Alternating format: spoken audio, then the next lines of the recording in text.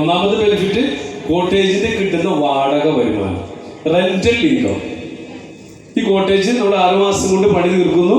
പണി തീർത്ത് ഇപ്പൊ നിങ്ങൾക്ക് താക്കോല് തരുന്നു. ഇപ്പൊ മാത്യു KG നമ്മുടെ ഏതൊരു റിസോർട്ട് ഒരു കോട്ടേജ് പർച്ചേസ് ചെയ്ത് കഴിഞ്ഞാൽ അതിന്റെ പണി ഫിനിഷ് ചെയ്ത് താക്കോല് അങ്ങോട്ട് തരും. ഈ കൈയുടെ താക്കോല് അങ്ങോട്ട് കൊടുക്കും, ആ കൈയുടെ താക്കോല് ഇങ്ങോട്ട് മേടിക്കും. ഇങ്ങോട്ട് മേടിച്ചിട്ട് അതിന്റെ കൂടുതൽ കോൺട്രാക്ട് കൂടെ സൈൻ ചെയ്യും. താങ്കളുടെ പ്രോപ്പർട്ടി ഞങ്ങൾ മാനേജ് ചെയ്തോളാം, ഞങ്ങൾ വിറ്റ് പൈസ ആക്കി തരാം. വിറ്റ് മീൻസ് വാടക കൊടുത്ത് പൈസ ആക്കി തരാം. ഞങ്ങൾക്ക് 20% ഒരു സർവീസ് ചാർജ് തന്നാൽ മതി.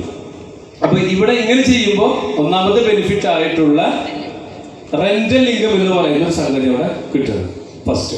അപ്പൊ നമുക്ക് റെന്റൽ ഇൻകം കണക്ക് കൂട്ടി കഴിഞ്ഞാൽ നമുക്ക് വെറുതെ റഫായിട്ട് കണക്ക് കൂട്ടാം. ഒരു 20,000 രൂപ വെച്ച് പെർ ഡേ കൊടുക്കുന്ന ഒരു റിസോർട്ടിൽ ഒരു മാസത്തിൽ ഒരു 15 ദിവസം പോയാൽ തന്നെ ഒരു 3 ലക്ഷം രൂപ വരുമാനമായി. ഓക്കെ, നമ്മുടെ കണക്ക് വെച്ചതിൻ്റെയൊക്കെ മുകളിലാണ് നമ്മൾ ചെയ്യുന്നത്. എന്നാൽ ഞാൻ ചുരുക്കി പറയുന്നത്. അല്ലെങ്കിൽ ഒരു 4 ലക്ഷം രൂപ നമുക്കൊരു മാസം വരുമാനം ഉണ്ടെങ്കിൽ ഒരു 4 ലക്ഷം രൂപയുടെ ഒരു മാസം കളക്ഷൻ ഉണ്ട്. അതിൽ നിന്ന് 1 ലക്ഷം രൂപയൊക്കെ നമ്മൾ അതിൻ്റെ ചെലവുകൾക്കായിട്ടൊക്കെ മാറ്റി വെച്ചു, മാർക്കറ്റിങ്ങും മറ്റുള്ള കാര്യങ്ങൾക്കെല്ലാം മാറ്റി വെച്ചാൽ 3 ലക്ഷം രൂപ ബാക്കിയുണ്ടെങ്കിൽ ആ 3 ലക്ഷം രൂപയുടെ 80% പ്രോപ്പർട്ടി വില കൊടുത്ത് വാങ്ങിയ ആൾക്കുള്ളതും 20% ഇത് മാനേജ് ചെയ്യുന്ന കമ്പനിക്കുള്ള സർവീസ് ചാർജ്. അപ്പോൾ 3 ലക്ഷം രൂപയാണെന്നുണ്ടെങ്കിൽ ഇൻവെസ്റ്റർക്ക് എത്ര കിട്ടി? 80% എമൗണ്ട് എത്രയാകുമ്പോൾ 3 ലക്ഷം രൂപയാണെങ്കിൽ 2,40,000 രൂപ അതിൻ്റെ ഇൻവെസ്റ്റർക്ക് പൈസ മുടക്കിയ ആൾക്ക് കിട്ടി. കമ്പനിക്ക് ഒരു 20% 60,000 രൂപ കിട്ടി. അപ്പോൾ ഈ 2,40,000 രൂപ നിങ്ങൾക്ക് കിട്ടുമ്പോൾ ഒരു 75 ലക്ഷം രൂപ മുടക്കി വാങ്ങിയ ഒരാൾക്ക് ആള് ഇൻവെസ്റ്റ് ചെയ്ത ആ 75 ലക്ഷം രൂപ ഫുള്ളായിട്ട് തിരിച്ചു കിട്ടാൻ, അല്ലെങ്കിൽ ആ ഒരു പ്രോപ്പർട്ടി, ആ ഒരു പ്രൊജക്റ്റ് ബ്രേക്ക് ഈവൺ ആവാൻ, ലാഭത്തിലാവാൻ എത്ര സമയം വേണം? മാക്സിമം 3 വർഷം. ഈ കണക്കിന് 3 വർഷം വേണ്ട, 2-2.5 വർഷം മതി. എന്നാലും ഞാൻ പറഞ്ഞു 3 വർഷം വേണ്ട, അങ്ങനെ പറയുന്നില്ല. 3 to 5 ഇയറിനുള്ളിൽ ഇൻവെസ്റ്റ് ചെയ്ത മുഴുവൻ പൈസയും തിരിച്ചു കിട്ടുന്ന ഒരു പ്രൊജക്ട്. അങ്ങനെ പറഞ്ഞല്ലോ നമുക്ക് 75 ലക്ഷം രൂപ. ഈ 10 ഒരാൾ 10 ലക്ഷം ഷെയർ ഇട്ട ആളാന്ന് വിചാരിച്ചോ, ആളുടെ 10 ലക്ഷം രൂപ ഇത് 3 to 5 തിരിച്ചു കിട്ടും. 1 ലക്ഷം രൂപ ഒരു ഷെയർ എടുത്ത ആളാണെങ്കിലും ആ 1 ലക്ഷം രൂപ 3 to 5 ഇയറിനുള്ളിൽ ഫുള്ളായിട്ട് തിരിച്ചു കിട്ടും.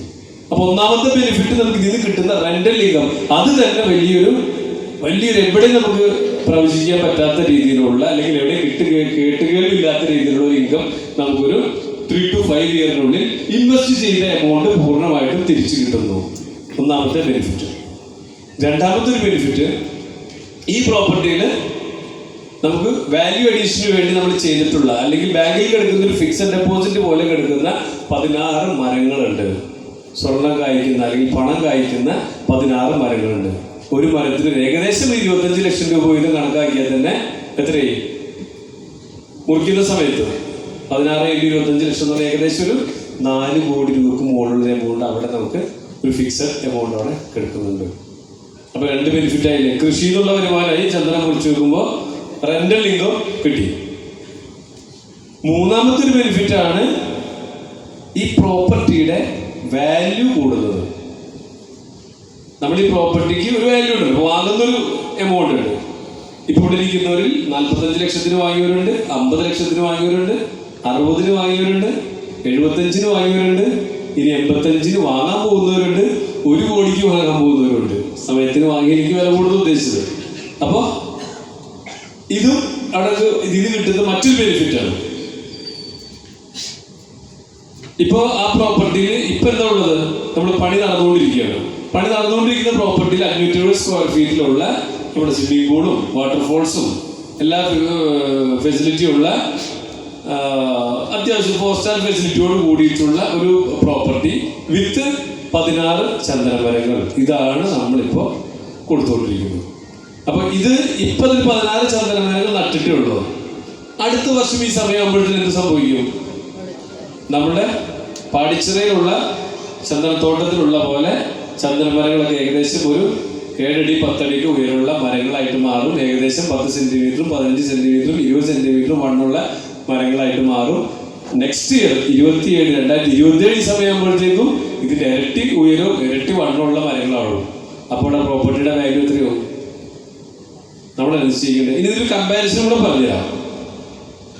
ഇതിൽ സ്വന്തമായിട്ട് വാടക കൊടുത്തിട്ടുള്ള ബിൽഡിംഗ് ഉള്ള വാടക കിട്ടുന്ന ബിൽഡിംഗ് ഉള്ള ആരെങ്കിലും ഉണ്ട് അതിൽ? കൊമേഴ്ഷ്യൽ ബിൽഡിംഗ് ഉള്ള ഫിഷ്, മീറ്റ് ഐറ്റംസ്, ഇതൊന്നും തന്നെ നമ്മൾ പുറത്തുനിന്ന് വാങ്ങില്ല. ഇന്റഗ്രേറ്റഡ് ഫാമിംഗ്, ഇതെല്ലാം നമ്മൾ തന്നെ സ്വന്തം കൃഷി ചെയ്യും.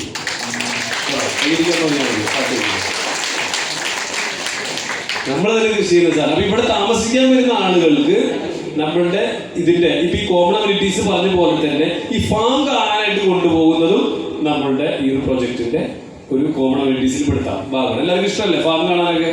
എന്തിനു പറയുന്നു? ആ ഫാമില് ഇതിനൊക്കെ ഇടാനുള്ള വളം പോലും നമ്മൾ തന്നെ ഉണ്ടാക്കും. അവിടെയൊക്കെ ആടുണ്ട്, പശുവുണ്ട്, കോഴിയുണ്ട്, എല്ലാം ഉണ്ട്. പിന്നെ പുറത്ത് വളം മേടിക്കണോ? എവിടെയും കൊണ്ടേ കളയല്ല, അവിടുന്നുണ്ട്. മനസ്സിലായില്ലേ? അപ്പൊ അവിടെ നമുക്ക് എല്ലാ സാധനങ്ങളും നമ്മൾ ഇത്രയും ഇങ്ങനെയുള്ളൊരു ഫാമും കൂടെ നമ്മളവിടെ ചെയ്യുന്നുണ്ട്. ഒരു ഇന്റഗ്രേറ്റഡ് ഫാമിങ്ങിലൂടെ ഇത്രയും സാധനങ്ങൾ നമ്മൾ ചെയ്യുന്നുണ്ട്. അപ്പൊ അങ്ങനെയാകുമ്പോൾ നമ്മൾ ഈ പ്രോപ്പർട്ടിക്ക് ഇപ്പൊ 75 ലക്ഷം അതുപോലെ കുറഞ്ഞു പോയെന്ന് തോന്നുന്നുണ്ട്. അപ്പോ ഇത്രയും വാടകയും കിട്ടും, ചന്ദനം കുറിച്ചിട്ട് ഇത്രയും പൈസ കിട്ടും, പിന്നെ പ്രോപ്പർട്ടിയുടെ വാല്യൂ ഇത്രയും കൂടും, ഇത്രയും കോമൺ അമ്യൂണിറ്റീസ് ഉണ്ട്, നല്ല പച്ചക്കറിയും പഴവും സാധനങ്ങളൊക്കെ നമ്മൾ തന്നെ കൃഷി ചെയ്തിട്ട് നമ്മൾ തന്നെ ഉണ്ടാക്കി കഴിക്കുന്നുണ്ട്, നല്ല പാല് കുടിക്കുക, നല്ല മുട്ട കഴിക്കുക. ഇത് പോരല്ല, കുഴപ്പമില്ല, കൂട്ടൊക്കെ വെറുതെ കൂട്ടാക്കി. അപ്പൊ ഇത്രയും ഫെസിലിറ്റികളും എല്ലാം പുറത്തിറക്കിക്കൊണ്ടുള്ള ഒരു പ്രോജക്റ്റാണ് നമ്മൾ ചെയ്തത്. ഇതൊക്കെ എന്തിനാ ചെയ്യണത്? നമ്മൾ ചെയ്യുന്നതിനാ ഗെറ്റ് റിച്ച് ഫാസ്റ്റ്. നമുക്ക് പെട്ടെന്ന് കുറച്ച് കാശ് ഉണ്ടാക്കണം, ലീഗലായിട്ട് പെട്ടെന്ന് കാശ് ഉണ്ടാക്കണം. വേറെ പണിയല്ല, അത് നമ്മൾ കൂടുതൽ കേട്ടോ. നമ്മളുടെ പക്ക ലീഗലായിട്ടുള്ള സർക്കാരിന് നികുതി കൊടുത്തുകൊണ്ടുള്ള സർക്കാർ അനുവദിച്ചിട്ടുള്ള അങ്ങനെയുള്ള കാര്യങ്ങൾ മാത്രം ചെയ്തുകൊണ്ട് കുറച്ച് പൈസ വേഗത്തിൽ ഉണ്ടാക്കുന്ന വളരെ ഇന്നോവേറ്റീവ് ആയിട്ടുള്ള ഒരു പ്രോജക്റ്റാണ് നമ്മൾ ചെയ്തുകൊണ്ടിരിക്കുന്നത്. അപ്പൊ ഇങ്ങനെയൊക്കെ ചെയ്യുമ്പോൾ നമുക്ക് ഗെറ്റ് റിച്ച് ഫാസ്റ്റ് എന്നൊക്കെ പറയുമ്പോൾ ഈ ഫാസ്റ്റ് ആവണമെന്നുണ്ടെങ്കിൽ ഈ ഗെറ്റ് റിച്ച് സ്ലോയിൽ നിൽക്കുന്ന ആളുകൾക്കും ഗെറ്റ് റിച്ച് സ്മാർട്ടിൽ നിൽക്കുന്ന ആളുകൾക്കും ഗെറ്റ് റിച്ച് ഫാസ്റ്റ് ആവണമെന്നുണ്ടെങ്കിൽ നമുക്കത് എവിടെ ഉണ്ടാവേണ്ടത്? അത് ആവാനുള്ള നമ്മുടെ അവയവം എവിടെയാ? ഏത്?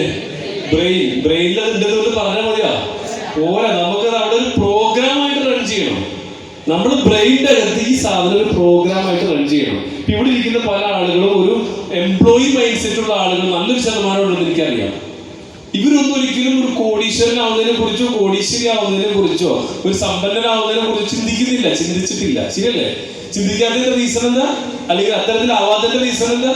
ആ പ്രോഗ്രാം നമ്മുടെ ബ്രെയിനിന്റെ അകത്ത് ഇല്ലാത്തതാണ്. അപ്പൊ അങ്ങനെ പറഞ്ഞാൽ പെട്ടെന്ന് പുതിയ ആൾക്കാർക്ക് മനസ്സിലാവില്ല ആ പ്രോഗ്രാം എന്താണ്. സിമ്പിൾ ആയിട്ട് പറഞ്ഞാൽ നിങ്ങളുടെയൊക്കെ ഫോണിൽ ഒരുപാട് ആപ്ലിക്കേഷൻസ് ഉണ്ടല്ലോ, ഇല്ലേ? ഇൻസ്റ്റാഗ്രാം ഉണ്ട്, ഫേസ്ബുക്ക് ഉണ്ട്, പല പല ആപ്ലിക്കേഷൻസ് ഉണ്ട്. ഈ ആപ്ലിക്കേഷൻസ് ഒക്കെ ഫോണിൽ ഉണ്ടെങ്കിൽ മാത്രമേ നമുക്കത് ഫോണിൽ വർക്ക് ചെയ്യാം. ഇൻസ്റ്റാഗ്രാം എന്ന് പറഞ്ഞ ആപ്പ് നമ്മൾ പ്രസ് ചെയ്ത് പിടിച്ച് ഡിലീറ്റ് ചെയ്ത് കളഞ്ഞു, പിന്നെ ഫോണിൽ ഇൻസ്റ്റാഗ്രാം ഇല്ല. അല്ലെങ്കിൽ ഫോണിൻ്റെ അകത്തുള്ള ഏതൊരു ആപ്ലിക്കേഷൻ ആയിക്കോട്ടെ നിങ്ങൾ പ്രസ് ചെയ്ത് പിടിച്ചു ഡിലീറ്റ് ചെയ്ത് കളഞ്ഞു, അതില്ല. പിന്നീട് അത് വീണ്ടും ഡൗൺലോഡ് ചെയ്ത് ഇൻസ്റ്റാൾ ചെയ്ത് കഴിഞ്ഞാൽ ഈ സാധനം വർക്ക് ചെയ്യും. അപ്പൊ അങ്ങനെയാണെന്നുണ്ടെങ്കിൽ ഒരു സോഫ്റ്റ്വെയർ ബ്രെയിനിൽ ഉണ്ടാവാതുള്ള മാത്രമേ ഉള്ളൂ നമുക്ക് എന്തൊരു കാര്യം ജീവിതത്തിൽ സംഭവിക്കാൻ ആകെ ഒരു തടസ്സം. അത് ഉണ്ടോ ഇല്ലെന്നുള്ള മാത്രമേ ക്വസ്റ്റ്യൻ ഉള്ളൂ. ഇവിടെ ഇരിക്കുന്ന നമ്മളെല്ലാവരും സംസാരിക്കുന്ന ഭാഷ ഏതാ? മലയാളം ഉണ്ടല്ലേ? ഈ മലയാള ഭാഷയെ നമുക്ക് സോഫ്റ്റ്വെയർ ആയിട്ട് കണ്ടുകൂടെ? ഒരു പ്രോഗ്രാം ആയിട്ട് കണ്ടുകൂടെ? ഒരു ആപ്ലിക്കേഷൻ ആയിട്ട് കണ്ടുകൂടെ? ഇപ്പൊ നമ്മുടെ ഫോണിൽ മലയാളം ടൈപ്പ് ചെയ്യണ ആപ്പ് ഉണ്ട് അല്ലേ? മലയാളം ടൈപ്പ് ചെയ്യണേ. അതില്ലാത്തതിൽ മലയാളം ടൈപ്പ് ചെയ്യാൻ പറ്റുമോ?